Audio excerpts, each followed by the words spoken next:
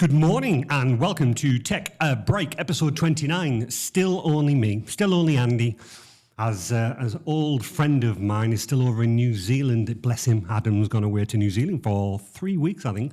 He's got another 2 weeks to go to come back. So I'm joined by my very good friend Simon Crisp from Edward Robertson. Good morning, Simon. Good morning, how are you? I am absolutely chipper, as we say, for Thursday, last day of the week because of the bank holiday weekend. You looking forward to Easter? Yes, lots of chocolates for me, I think. I love Easter. It is one of my favourite times of the year. Is it really? Yeah. Why? I think it's more peaceful than Christmas. I love Christmas as well. Yeah. But Easter somehow you can escape everything. Yes. Go for walks on the beach. Go for walks on the hills. It's fabulous. It's really nice, and most people tend to close down, so I like it. Yeah, exactly. And obviously, it's very nice that we've got a long weekend: Thursday, Friday, Saturday, Sunday, Monday. So yeah, 2 4-day weeks. Love it. I tell you what, sadly, I'm working this weekend. I've got a 365 migration to do, but hey, it'll only be a few hours. People do that, don't they? They say, I'd really like. We've had a few requests for. We'd like something doing at midnight on the 31st.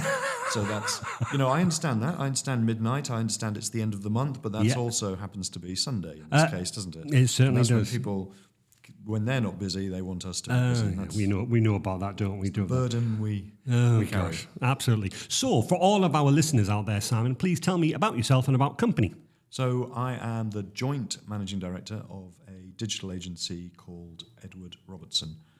We are one of the oldest agencies knocking around. So You're not that old. Thank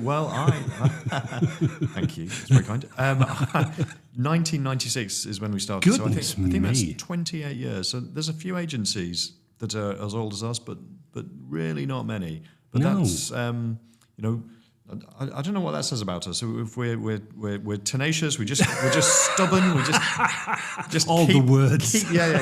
We just keep getting up. When we get knocked down. But no, it's something I'm quite proud of. Absolutely. Right at the very beginning of the commercial internet. Yeah. So Google wasn't around. Goodness me. Then we can talk about you didn't. You used a search engine. There were a couple, but there was one called Lycos with a Labrador on it. I don't know if you remember that. One Jeeves? called Ask Jeeves. Ask Jeeves. Which was kind of a modern take Yes, at AI, I guess. Yeah. You could ask it questions as opposed to just searching for something. Searching You for could terms, ask it. Lycos. So did I say Lycos? Yeah, you Lycos did, and Alta Vista. That was Alta Vista. Alta Vista, I think, was my favourite. Yeah, definitely. Search engine, and then of course you didn't use Chrome or Edge. You used weird things like Netscape. Netscape, I remember that. Yeah. And that's how we started to build websites. Wow. So you were really probably one of the first companies around to start doing that, and then I think so. There was a handful of us. Yeah. And I think probably none of us knew what was going on, which was helpful. Hey, still today, I still don't know. I have no idea. What's it? My wife says, you smile because you have no idea what's going on. It's funny, isn't it? Because you need to be, in technology, I think you need to be calm. It's the whole swan thing, isn't it? You look calm on the surface and you perhaps are paddling like hell, maybe you're not, underneath, but you've got to be calm because people want calm. They don't want to trust somebody who's running around, bouncing off walls, looking like a lunatic. Absolutely. But there is a balance because people also want to feel like you care. Yeah. And we do. You care. Absolutely. I care, and it's that's a difficult balance. I think certainly to get. Is. Yeah, it certainly is. And we've had long chats outside of work where it's just like, yep, what a day I've had. Yeah, obviously telling the customer, yeah, it's absolutely fine. But underneath going, oh my goodness me, what am I doing? And, technology is technology, Simon. For some reason, something doesn't work and you're literally banging your head against the wall going, why? Absolutely. Why? But you've no idea why. But then, you get to the bottom of it and you fix it.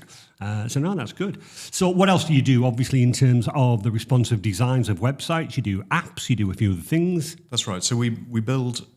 First and foremost, we build websites, but we also build apps for some of our customers as well. Lovely. Let's talk about where our customers are. Yeah. So we work nationally throughout the UK. About a third of our work is abroad, so we work in America. We do an awful lot of work in the Middle East, particularly Saudi and Dubai. Wow. And we do some work over in the Far East as well. That's something that's mainly started since COVID. Right, and how would somebody in the Middle East, and I'll tell you what, I'm going to pick up the phone to Simon in Darlington in Yes, the that's UK. right. Well, it's a good question, and it's word of mouth. One of our very good customers, Bannatyne, their chief executive, moved over to a company over in Saudi, and he gave us a call and said, "I wonder if you can help us." Wow! And we did, and we built them a website, and we built them a join online system. So this is where people can become a member online.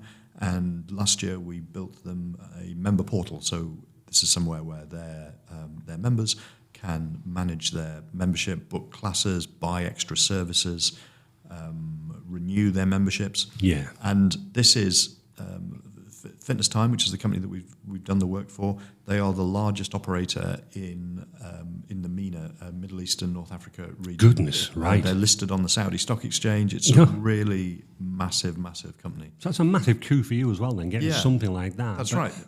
Really good. And thank you. And we've managed this relationship for the last 3 years now. We've been working for them, and it goes from strength to strength. We spend an awful lot of time there, and we then got work off the back of that. Well, of course you would do. Yeah, exactly.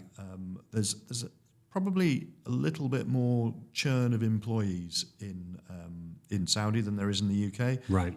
So one of the IT directors moved to another company, and they asked us if we could help. And then they moved on to another company, and they asked us if we could help. Yeah. We also do work for a company called Core Fitness. Core is an incredible company. They are touted as one of the most expensive gyms in the world. Goodness. This is extraordinary luxury. Does somebody actually exercise for you? Yes, that would be wonderful. That would be wonderful, but I want all the benefit. Just do it for me. And again, we're really privileged to work for them. And we built them a beautiful front end website. And one of the things that we specialize in, or the thing that we specialize in, really, is systems integration. So you heard me talk about that with the member system and the join online system. Well, for Core, amongst many things, we've built them a careers system where people apply for jobs and they manage that application process through the sites that we build. Yeah. So we've, in the last 4 or 5 years, carved out, perhaps slightly longer, this real niche where we integrate. We build beautiful front ends, but we integrate people's back office systems. The kind of customers that we work for, they've got 4, 5, 6, maybe more back office systems, and they might be CRMs, and they might be membership systems, they might be careers, employment systems, all sorts of stuff, and we're very good at that API integration. That is a unique niche. I mean, obviously, as you're well aware, and we've spoken about that. Resilient and Adam HubSpot, we do websites, but they're nowhere near at that level that you've done. But actually allowing your customers to go, listen, I can integrate into them. That must be huge for you and for them, because your customers are suddenly going, what? You're telling me that somebody can automatically put their own data and it feeds into this system? That must be great for them. Yeah. So we don't do WordPress and Magento type work, and that's just not our place in the market. No, exactly. But it's obviously it's probably the biggest bit of the market. And for very many years I was scared to talk about the niche that we occupy. Yeah. I was kind of like, we can do that. We're kind of jack of all trades. We're generalists. And I came to the realization that actually we're not. That's not where the majority of our work is, and we should be proud enough to stick our hand up and say, this is what we do. We're integration specialists. It's not something that a lot of people do, and you should come to us if that's if you've got a particular problem. So we've been working a lot with Zoho for one of our customers, directly with them and their end customer. Yeah. Doing some integration work, which is extraordinary, really. It's about exchanging, building data warehouses and exchanging 500,000 customer records per day, backwards and forwards. So it's this is thoughtful stuff. But it really is nice to hear that you are taking, again with great respect. Everybody goes, it's a website. I mean, sure. I could go to Wix or GoDaddy with the builder, and we all feel that. But you've really taken it to that next level, and obviously for your customers, they just must be like, oh my God, this is just amazing. You are letting our own end users drive our back end systems. We don't have to do anything. It's just the way that it works now. Yeah. I hope that they think that's amazing. No, I think it is. With all customers, there's people have got challenges that they wish to overcome, and there's really the kind of end goal and the solution. But we are able to provide that, and there's not that many. I mean, of course, there are other agencies knocking around that do that, but there aren't that many that have got particular skills like that. No, but also with respect, Simon, your company, as you quite rightly said, it's been established a long time, which obviously in the IT market, and I know that as well, I've got customers that said, all right, Resilient, how long have you been going? 20 odd years. Okay, so you must be doing something right, otherwise you'd pop up and disappear. Yeah. Obviously, as yourself, again, having that whole base of, the largest company that's in the Middle East, that just gives you a great big feeling of going, no, you can trust us. Yep. And again, we've had these conversations. Sometimes you're like, really, should I keep doing this or should I keep doing that? But actually, you turn around and you do think, actually, I am good at this. You don't wish to be big-headed or like, but no, have pride in what I do, but no, I can help you and look at what we can do. So that's great. I was on your website this morning, obviously knowing that I was going to talk to you. Okay. What was really nice for me is, as we've spoken previously, one of my customers is Lane 7, and one of their tricks of the trade is obviously they get a lot of people going to these places for the gaming, for the bowling, and they've tied up with a lot of other people, and one of them was Fat Hippo, which is over that. And I noticed that Fat Hippo was one of your customers. Absolutely. And I believe they started up in Newcastle, didn't they? They did. So we have 2 offices. Yes, you do. When I talk about being joint managing director, I run our Darlington office, which is our head office. And my business partner, he runs our Newcastle office. Yeah. And the Fat Hippo website, by virtue of the fact that Fat Hippo in Newcastle and Graham's in Newcastle, they do the work for Fat Hippo. Yeah, exactly. So I don't know a huge amount about it, but I do know that Fat Hippo is an amazing place. Honestly, I mean, we did the. I'm going to get this wrong. I think it was the Leicester venue, which was the old train station. So in the early days, and this was pre-COVID, we were asked to buy Lane 7 to go down.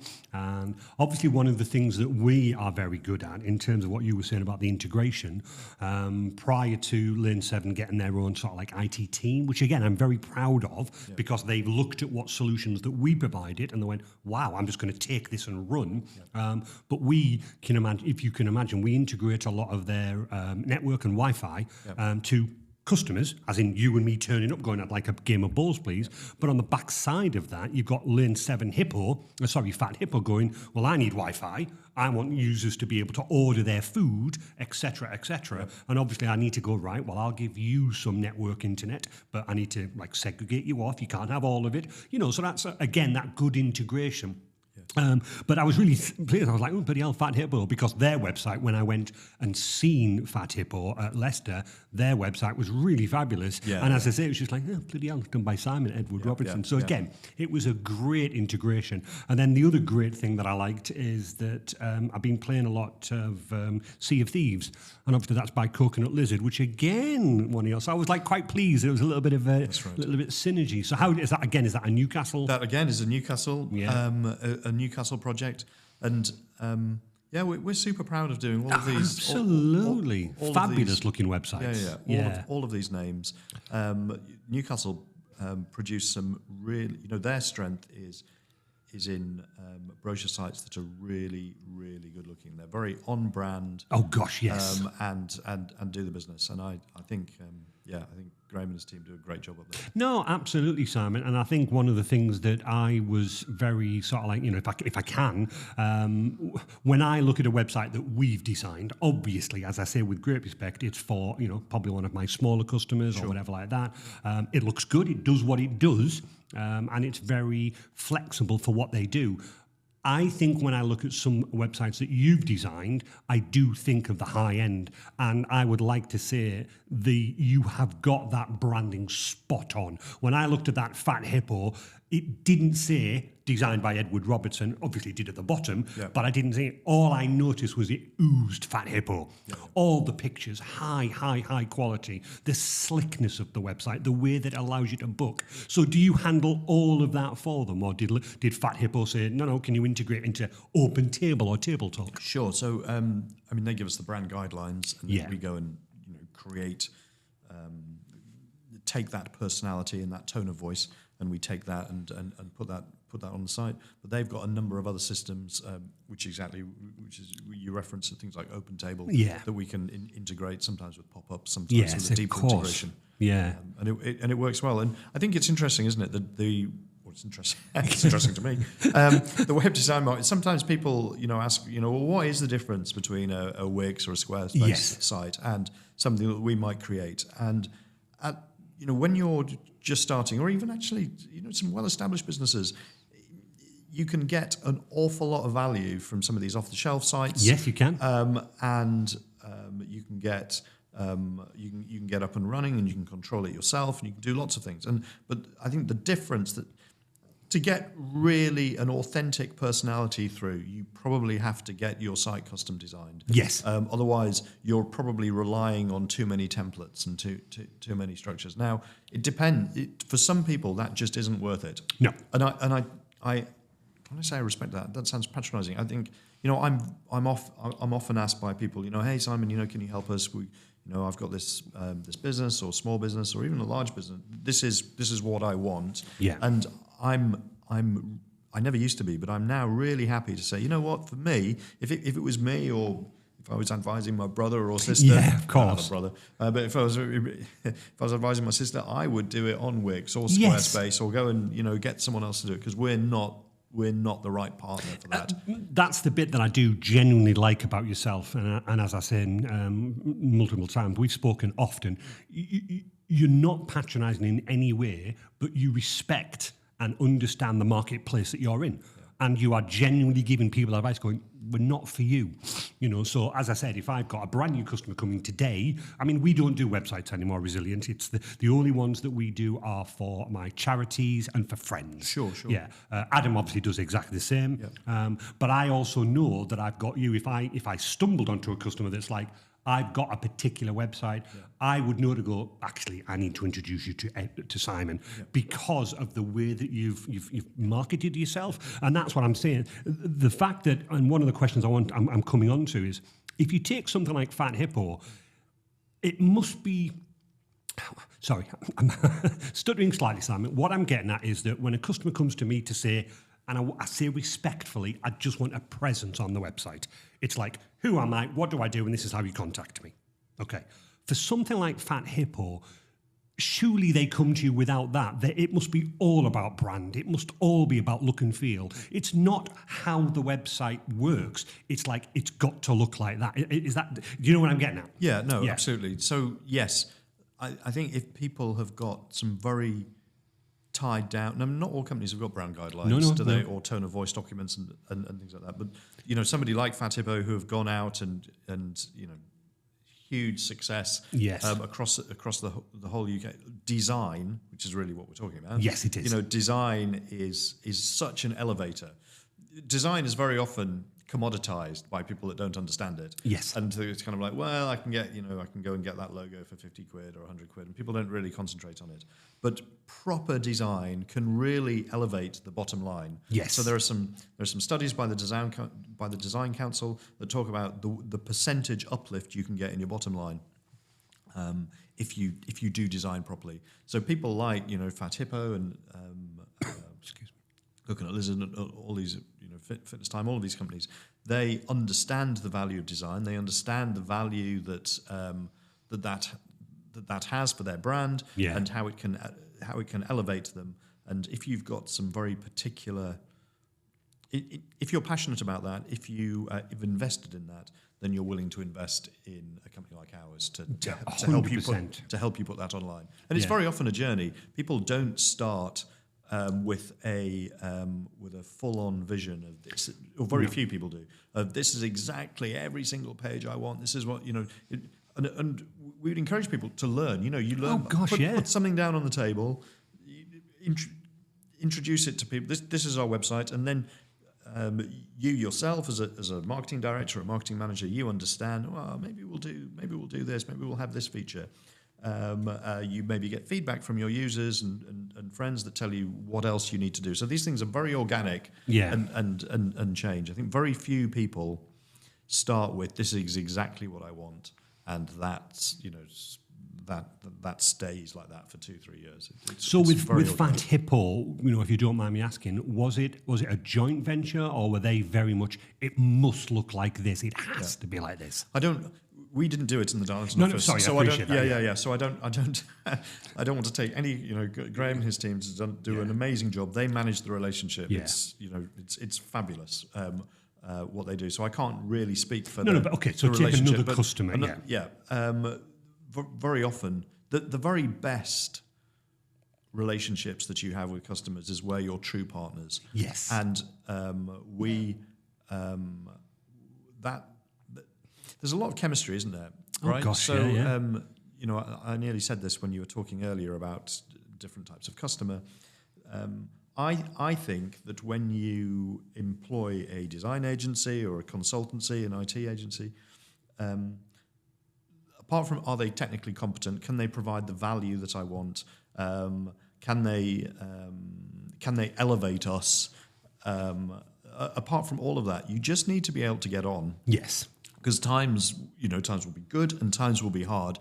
And if you don't have a really strong relationship, or if there's no chemistry there, then I think it's kind of a bit sucky. So that's it just doesn't work. So you need to be able to, because it comes from trust, doesn't it? Right? It 100%, Simon. I think one of the other things that me and Resilient did when in the early days, I often find that as we were growing, obviously taking on Eddie and Dan, I always find that it's better, sadly, if you have a customer and in the very first early days, you almost have like a crisis, because it helps you determine.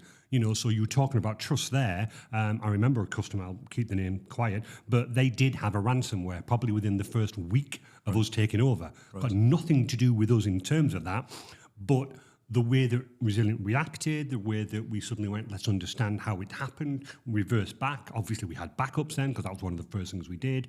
That actually cemented that relationship, because the customer was like, I don't know what we would have done if we hadn't had you. Thank you so much. Yes. The way that we reacted, the way that you sort of like say, it doesn't matter about the time or the cost at the moment in time. We need to get you up and running.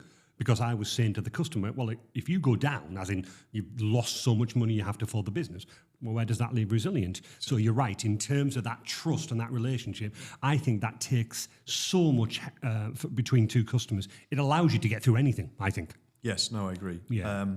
And I certainly during COVID, I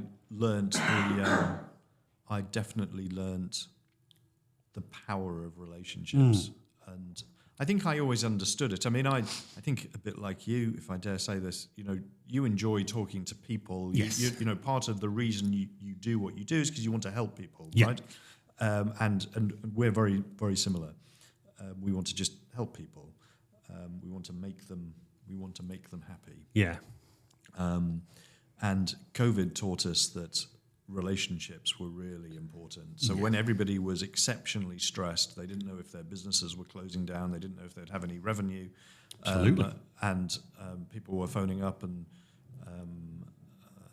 some people saying, "Oh, I'm not sure if we can keep doing this on a month-to-month basis."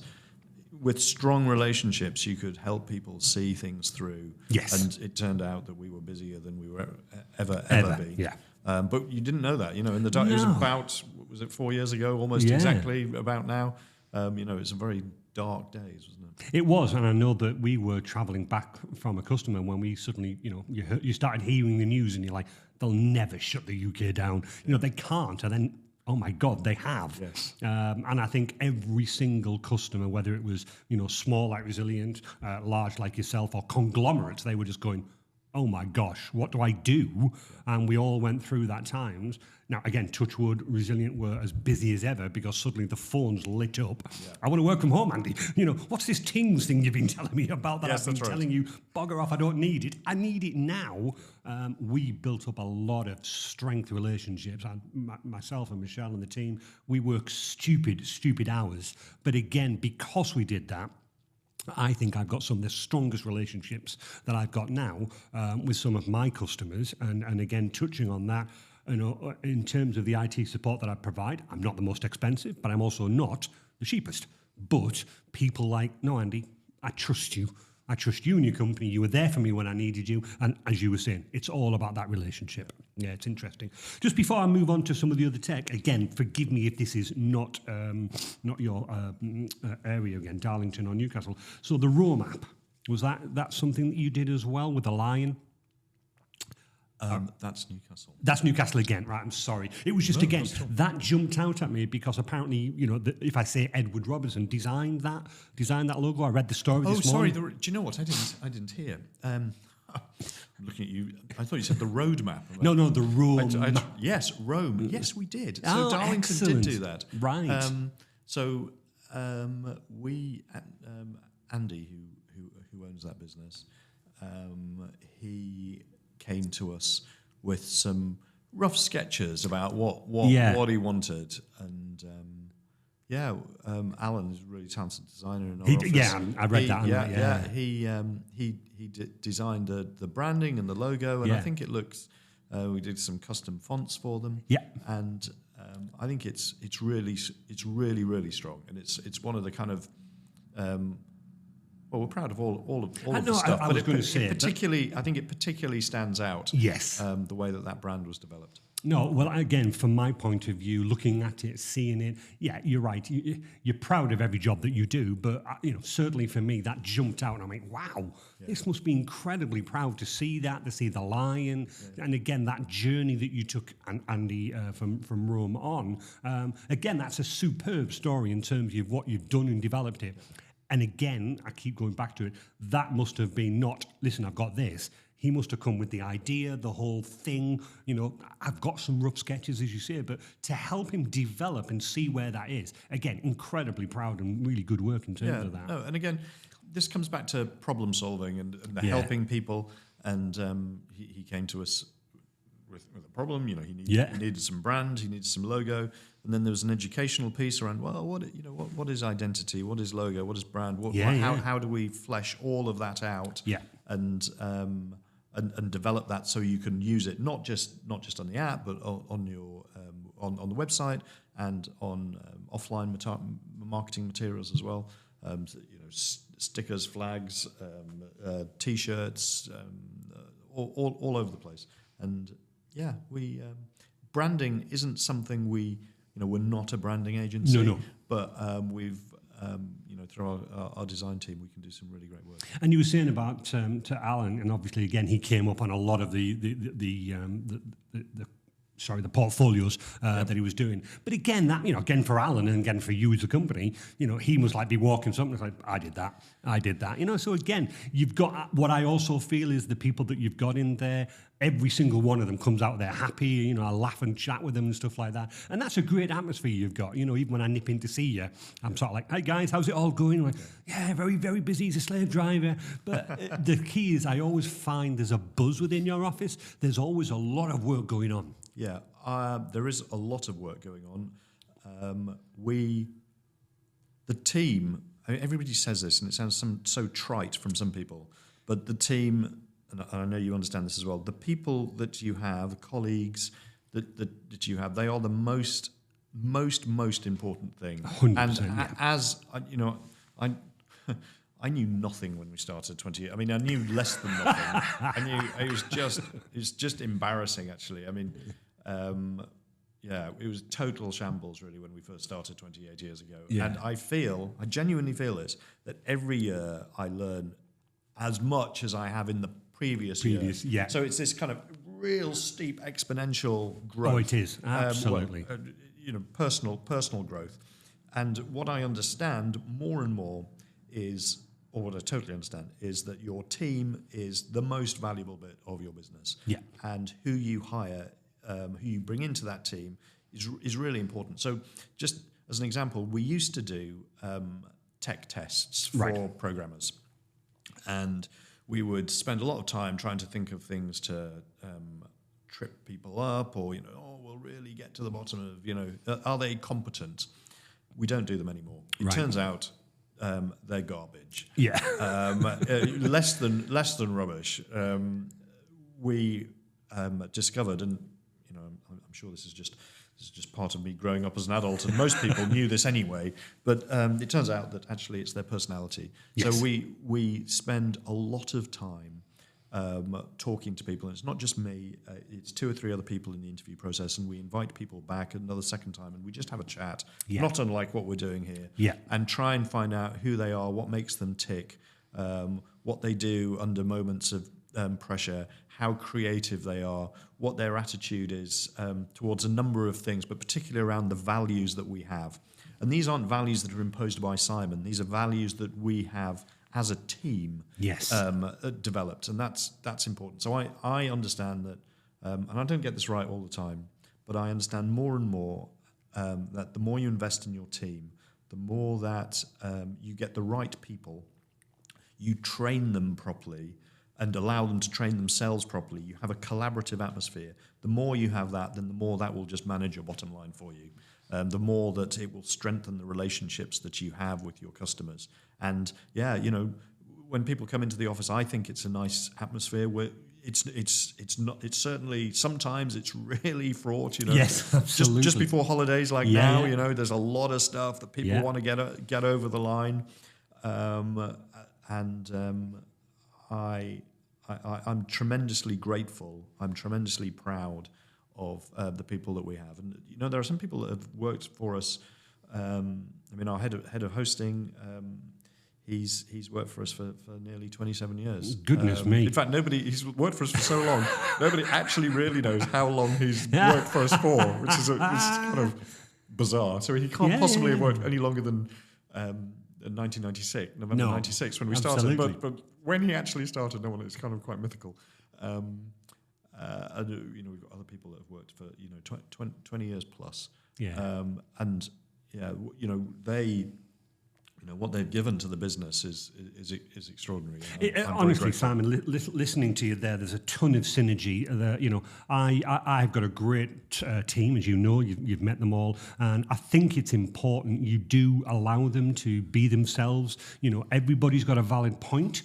Everybody's got the ability to communicate, and obviously, in terms of where I come from, I do remember in the early days, you would sort of like think, I'll give Simon a job to do.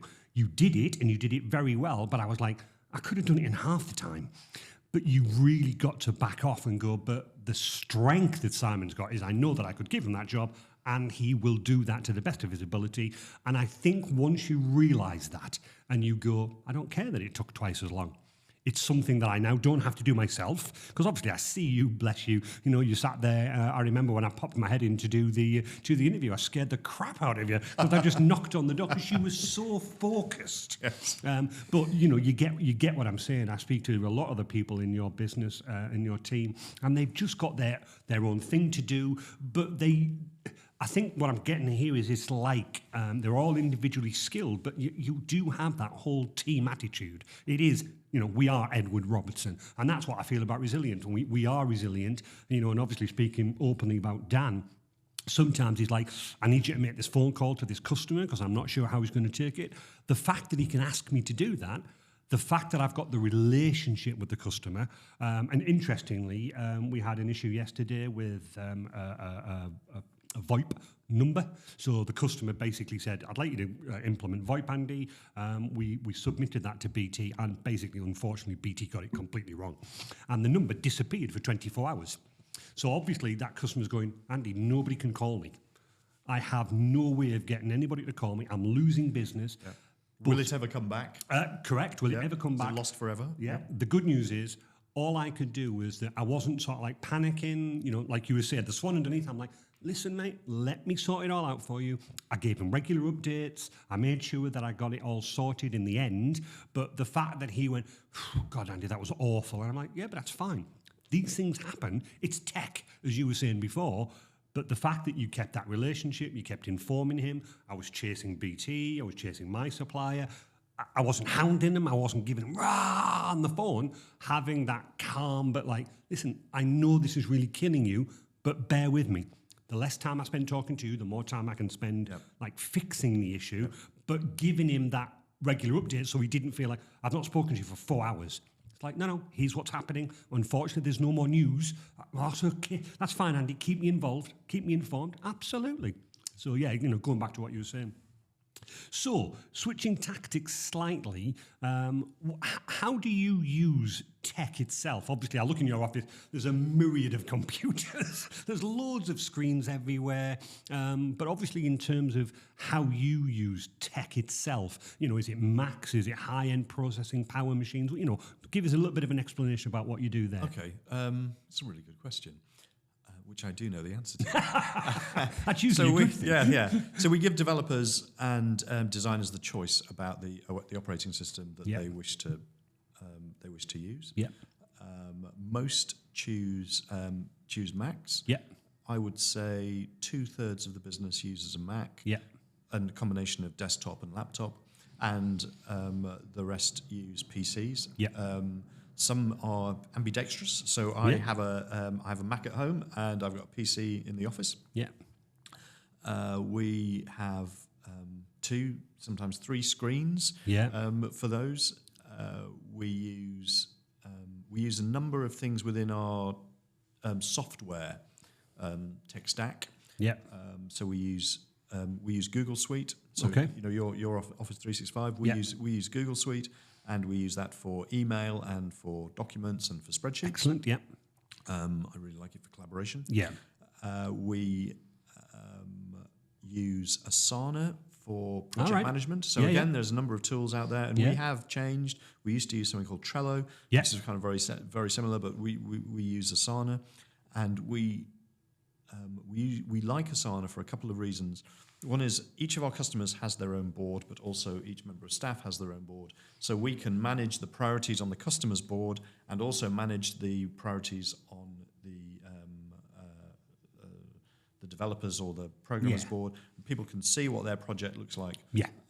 And these tools are phenomenally complicated. So we're always learning. We're trying. One of the things that we do in the business and try to do is forever just. We have a kind of wash up, at the end of a project. What went well to start with, and then what could we do better? Yeah, absolutely. Next time round. Yeah, and you shouldn't be afraid of that. No. And sometimes it's like, well, everything went badly, but and that's just life, right? Exactly. But you can either keep repeating it and keep making the same mistakes, or you can have a culture and a place where you're trying to be better every time. Yeah, and that's kind of where we are. So we use Asana for our project management, and I never used to believe this, but I do. The older and wiser I become, and I'm still not half as wise as I wish to be. But transparency to the customer is so very important. You're talking about comms backwards and forwards. So we have the tasks on the Asana board, and we're very transparent with that to the customer. Yeah. So that's our project management.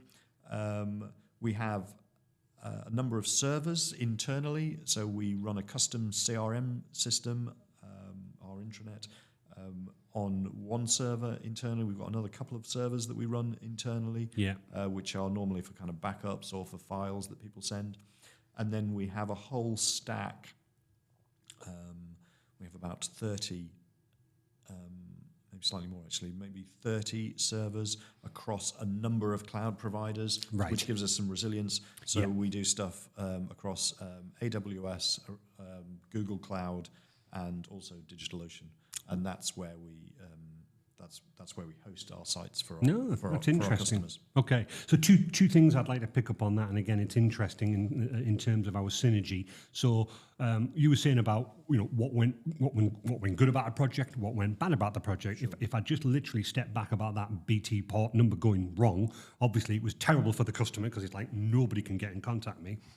Once we've got that resolved, I spoke to my supplier and we went, right, how do we stop this happening again? Because it wasn't my fault, it wasn't the customer's fault, it wasn't my supplier's fault, and in reality, it wasn't BT's fault because things go wrong with tech. Sure. So anyway, what we've decided now is that the next time that we port a number, what we're going to do is speak to the original provider before Resilient get hold of the number. And obviously, in terms of a VoIP, Simon, we get a brand new number that is a temporary number until I get the actual 01325, whatever Simon's is. Now what we're going to do is we're going to put a divert on from the original number to this brand new number, because apparently, according to BT, is even if we lose that number, as in the 01325, the divert will still kick in. Yes. So I've learned it wasn't pleasant having that conversation with that customer, but afterwards you're like, how can I stop that happening again? Yes. And not a lot of businesses, and I say that respectfully, I don't think a lot of businesses do that because it's painful. You mentioned that word. Because you're like, well, why would I hanker on something that's like really bad? But unless you do it, I believe you don't learn. No, that's right. I've got this phrase which isn't mine. I borrowed it, which is called "hug the cactus." Yes. And this, the idea that you've got to really embrace the painful reality of either what you've done personally, or the mistake that you've made, or the circumstances that came towards you. Yeah. And I think the mistake that people make is, and certainly I've made in the past, is that you think that you should only do one wash up. Yes. Whereas if you see it as a continual learning, and every time we're going to get better, every time we're going to get iterating. So perhaps the next time you port the number, the same problems happen. And the idea isn't just to kind of knock it on the head and say, well, there it is. It's just a shambles. This you just try again. And again, I get the sense that you're a real optimist. Yes, definitely. And you have to be, right. Oh gosh, yes. And if you're not, I think there's problems. But you need to just not dumbly, but just optimistically keep trying and keep getting better. Yeah, but the other thing that I picked up on what you said there, and it's interesting, is that, again, a lot of people, let's put it this way, I run into a lot of companies that use software X, and it's like, and they're constantly complaining, it's crap, it's rubbish, it does this, does that. Okay, so take stock and move. No. I've invested too much time into that. I've not done this, and it won't do this. I cannot take the pain of moving. But you must have had that because Trello is a fairly good piece of software. I actually know Trello, and I think a number of my customers, they may start on Microsoft Planner because it's easy. They may move to something like Monday.com and then Trello. I actually do know Asana is like a real big step, but that must have been a big step for you as well, and a big upheaval. It was a big upheaval, and we learned. We needed project management software. Yes. And we'd seen Trello. We liked the idea of boards. We liked the idea of, particularly, the kind of Kanban style that you can stack priorities and move priorities around. But it's not built for agency. And it doesn't claim to be built for agency, right? It's built for a single company running multiple projects. Yeah. Now, we're a single company, sure, but we're running multiple projects, but we're running them for multiple customers, and we have multiple people working on those. Yeah. So we needed to have this secondary dimension where a colleague, a programmer or a designer had their own board, and the customer has a board. Now, the same card, and hopefully not getting too technical, but the same task, let's call it, design the logo for Rome. That would appear on the customer's board at the very top, but it would also appear on Alan's board at the very top. And underneath design the Rome logo might be build the club timetable for Mode. Yes. And Mode's got nothing to do with Rome, but it has got a lot to do with what Alan has to do next. Yeah. So Asana, we just... we learned from our experience with Trello what we could do, and the upheaval was worth it. I think interestingly, people very often see software as a silver bullet. Yeah. They, whatever it may be, something straightforward, some bit of Office 365, or in this example, Asana or Trello. They see it. This gives me the answer. If I only use Asana, then I'll be amazing at project management. And no, exactly. No. So you very quickly learn, don't you, that actually it's the people that operate it. It's the consistency with which they do it. Yeah. There's training. There's all sorts of stuff. People can use Asana in many different ways. Yeah. So we need to talk as a business about why we should use it in a particular way. And I think that why is important because that reinforces, it helps definitely. people continue to use it in that method. Yeah.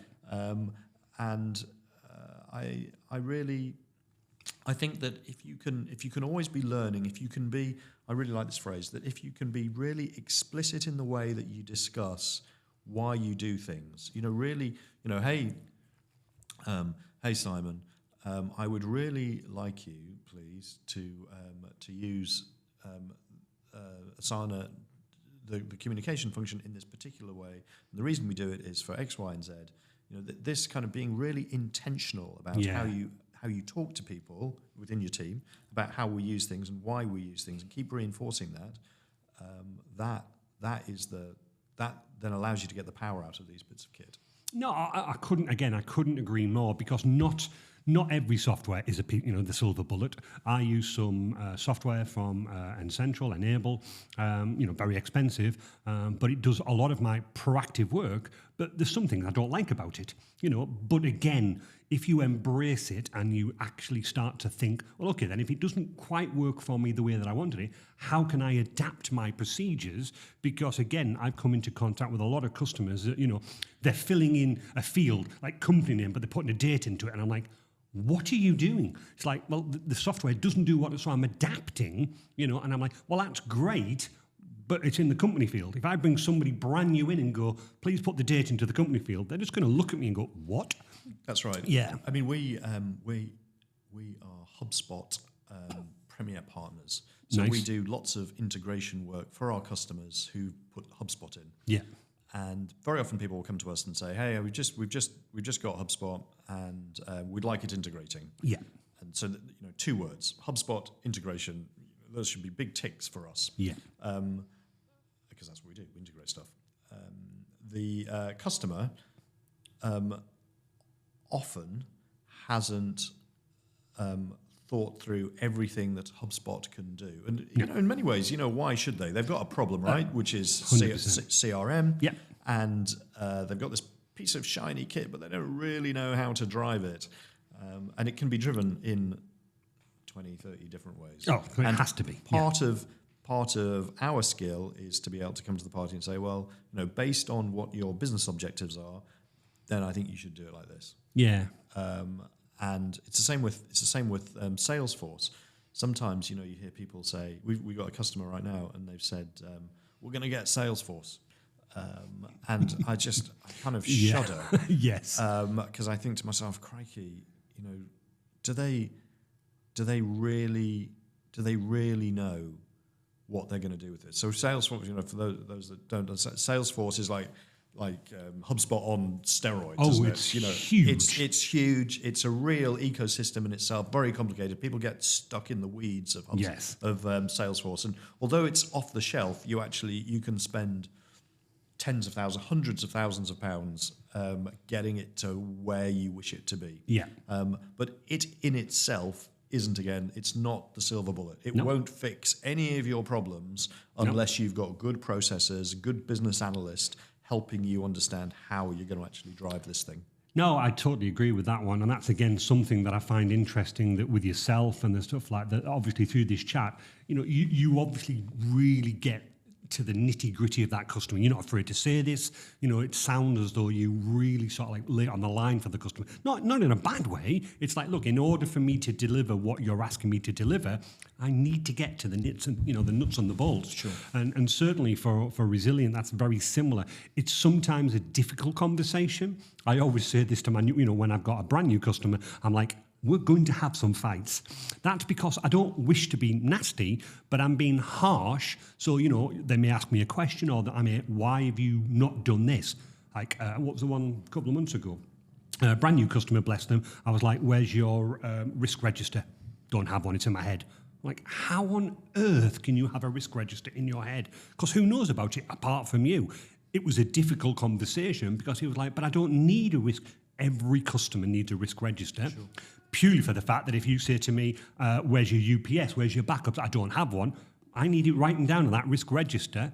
So all of these things, it's great, the synergy that I'm hearing. It's interesting. That. It's interesting that, isn't it? Because there's some really boring, dull stuff that sits behind what you. So you would. I mean, you'll get hired for loads of reasons, but one of them might be I need Office 365, or I've got I need Wi-Fi, proper Wi-Fi. Yes, not like home Wi-Fi. Yeah, I need a proper mesh system, and I need guests to be able to log in. All this kind of really kind of high-end stuff. But behind that is a whole load of process. There's a whole load of security. There's a whole load of kind of documentation. Your experience of what the best piece of hardware is, what the best manufacturer is for this, the way that you set up those security policies, the hardware that sits behind the disk or whatever it is, the Wi-Fi, the Meraki piece, whatever it is that you've got, and it's really difficult to sell that, right? Isn't it? Yeah. To your customer. There's some. I guess you would put it under.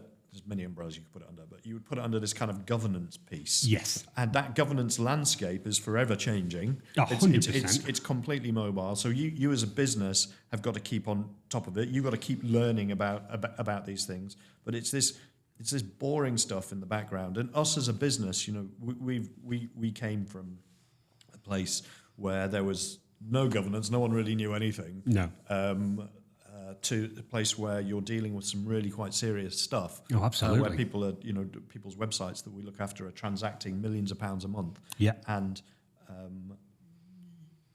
you have to have in place systems which can keep that safe. And we're forever learning, and we are forever expanding our knowledge. I think the thought that you can be 110% safe is the wrong place to start this conversation. Yeah.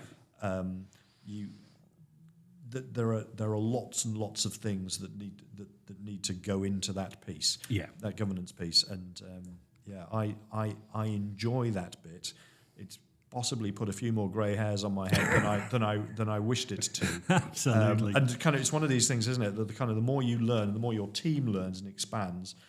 It's you've got to stay calm, because the kind of more frightened you get about it all. But that's why you need to write it down, because nobody wants a partner who looks after them to be scared. No. You want them to be competent and to be able to show why they're competent. No, exactly. Like you do. No, exactly. So again, interesting points in there. One of the things that I'm very proud of from Resilient, so when I took over Lane 7, they had, I wouldn't say poor network quality. They were a growing company.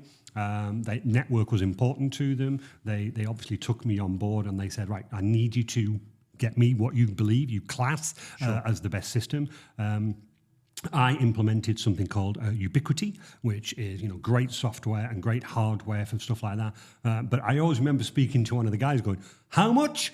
Because obviously he'd done this to help himself, but now I was introducing this, and he was going, but it's like 5 times more expensive. Yeah, you go from the kind of 200-300 quid, whatever, you might buy it out of PC World. Correct. To proper corporate kit. Correct. Yeah, I implemented all of this Ubiquity. God bless me, they trusted me. I implemented it. But what was really, really good for me, Simon, is that they then said, and we were heavily involved back then with all of their networking, right, we're going to go for a new system where guest Wi-Fi, we're going to, and it's a company called Stampede, lovely company. And I remember being in the meeting and they went, right, one of the most important things is the integration. When the user logs in, it has to be seamless. Yeah. And therefore what we would like is we'd like to know what hardware that you've got. Now, top of the list should be, this thing. Now, in terms of preference, we have, and the guy brought the slide up, top of the list was Ubiquity. I just stood back and I went, it's just great. Yeah. So instantly I took over and went, you've already got Ubiquity. And he went, right, you have just made our job so much easier. Sure. So again, that was good, but that conversation of jump to this, believe me and trust me, really good. The other thing I wanted to pick up on, how have you felt the landscape move as in terms of security? Unfortunately, 99% of my job nowadays is trying to keep people safe from the ransomware, some of the stuff like that. Are you finding that not your websites, but websites are more of a target now, or have you adapted to that landscape? I think it's a huge thing, and it's an evolving thing, and. There's the stuff we see on the news, right? Yeah. Like ransomware. Yeah. It's quite easy to understand. The way that we approach security is to reduce the surface area of attack. Right. Interesting concept. Yeah, I like that. And the way that the sheer volume of people trying to attack websites is just off the charts. Yeah, it is, isn't it? You've got to be very secure in your processes, otherwise you would just never sleep. No, you wouldn't. Absolutely. You would just never sleep. Yeah. And it isn't the sexy stuff like ransomware. It is other things that happen, and most hacks happen because the system hasn't been set up properly. Yeah. There's not been enough imagination about how people can infiltrate people's systems. So it's human error. Yeah. It's pieces of code that are written at speed because people want things done quickly, and not tested. Not tested properly. I think that. I think that if you really knew what was going on the internet, you would probably never shop online. You would never, ever. And that's why, when I shop online, I try, I know what a secure checkout looks like. Yeah. So the kind of on a Shopify style website, these have these kind of the shop. You know what a Shopify website looks like because the checkout tends to end with a map. Yeah. At the very end of it, these are pretty secure kind of sites. Or checkout, you'll see some checkouts which have kind of got Stripe integrated onto it, or it goes off to a Sage Pay page or Elevon page is now, or a Barclays Merchant Services page, something like that. These are the kind of sites that you'd wish to shop on. Yeah, definitely. Coming back to the original question, which is, how do you see this thing changing? Really, it's keeping well ahead of the regulations. Yeah. And having documented proper process. Yeah. And belt and braces, and trying to lock things down as hard as you possibly can. Very often, customers will want you. They want to work from home. They want to be able to do things that are flexible to them, and there are ways to allow that to happen. Yeah. But there are also some fairly sloppy ways that you can tell me about it. You can have that happen. Yeah. So having it ingrained in the culture of the business, I think, is very important. Having third-party testing is really important. So we lean heavily on getting other people to mark our homework. Good. And I think that's a great way to start. And if you don't talk very openly about it to your customers, then I think that's that's also trouble. And again, it's evolving for us. We've we've learned a lot of things over the years, and we are leaning into it in a heavier and heavier way.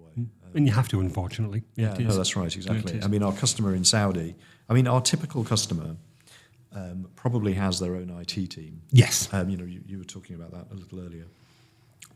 They probably have their own marketing team as well, and we are their 12th man. Yes. But they will rely on us for advice about how things happen. So the company in Saudi, they have a massive IT team, but they also have a fairly large infrastructure team. Yeah. And they lean on us about how it's set up. Yeah. But we have.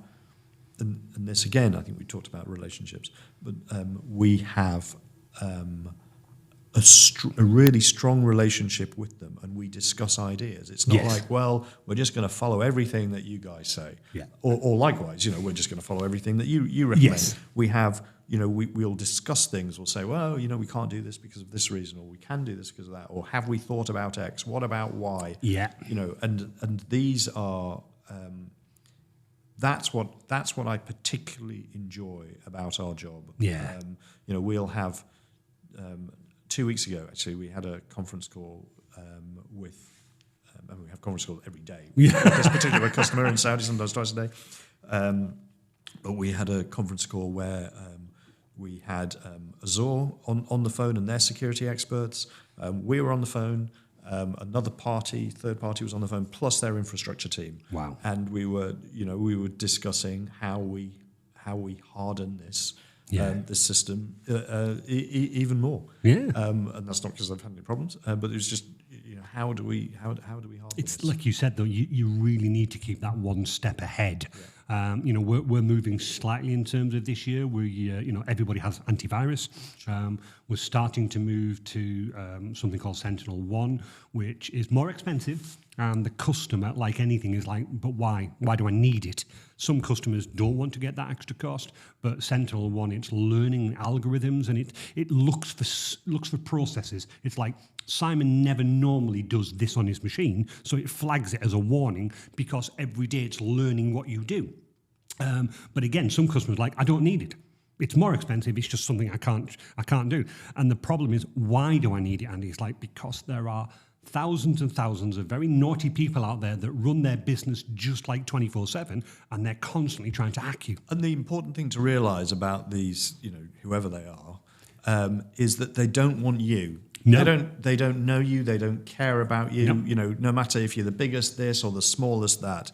They don't care, but because the internet is based on IP numbers, essentially anonymized, you're just an anonymous bit in an address book. Correct. And they're just scanning through them, and they're just looking for you making a stupid mistake. Oh, I know. It's terrible. And that's and they'll bump into you, and they'll take you. And it's as you're saying, really, it's the mistake that the people make. It's the phishing email. It's the bad password. Yeah. And this software stuff can't totally protect you from your own ignorance. No. So train. Well, I know you do. You provide lots of training to people. But I think a business. It's always inconvenient. It's always too much money. But people don't understand how some fairly basic stuff and some investment that has to happen will get you to a much, much safer place. Whether that be single sign-on or 2FA. I mean, that's one thing I would say to people about using kind of e-commerce sites or any kind of site. If you have the option to create your profile using Google or Facebook or whatever it is, then take that. Absolutely. When you set a password on your...